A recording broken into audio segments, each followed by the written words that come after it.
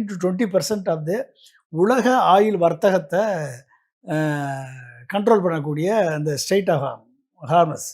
கிட்டத்தட்ட 17 million barrels per day. 17 millions barrels per day இது இந்த இந்த ஹவுஸ் ஆஃப் ஸ்ட்ரெய்ட் வெளியே போயிட்டுருக்கு. என்னென்ன கண்ட்ரி போகுது? சவுதி அரேபியா போகுது, Iran, Iraq, Kuwait, UAE, Qatar இத்தனை நாடுகள் வந்து இதில் வந்து போயிட்டுருக்கு.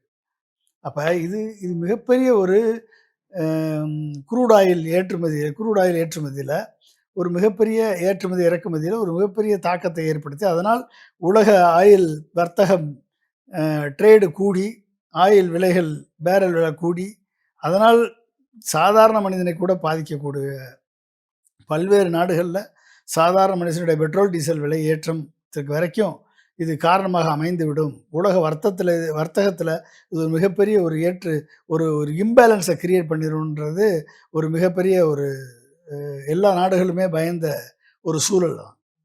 இதை செஞ்சிருக்கும் ஈரான். அப்போ 4 இடத்துலையுமே ஈரான் வந்து ஃபர்ஸ்ட் லெவல்.